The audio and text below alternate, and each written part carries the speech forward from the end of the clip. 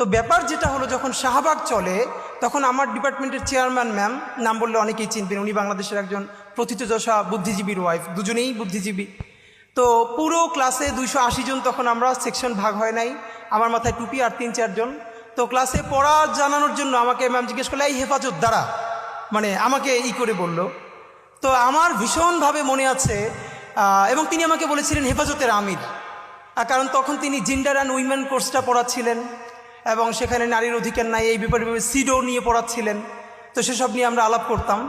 তো এরপরও আমি একটা কথা বলে রাখি, ঢাকা ইউনিভার্সিটি সম্ভবত অন্য সব জায়গা থেকে এটুকুন কারণেই ভিন্ন যে সেই প্রচণ্ড উত্তাল সময়েও আমরা ডিপার্টমেন্টে এটা নিয়ে তর্ক করতে পারতাম টিচারদের সাথে, খুব অল্প মানুষ হলেও এটুকুন অন্তত সত্য স্বীকার তো করতে হবে।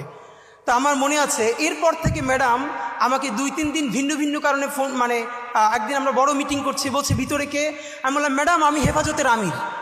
এরপর ম্যাডাম যতদিন আমাকে জিজ্ঞেস করেছেন আমি আমাকে পরিচয় দিয়েছি আমি হেফাজত।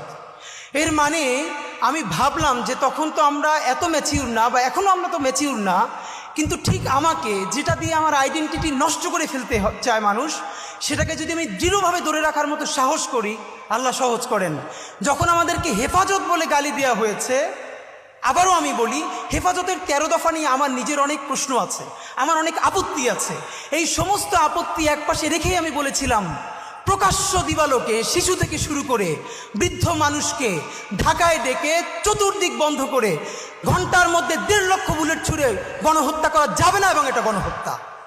এই গণহত্যাকে গণহত্যা বলতে পারবার যে হিম্মত অল্প কিছু মানুষের ছিল।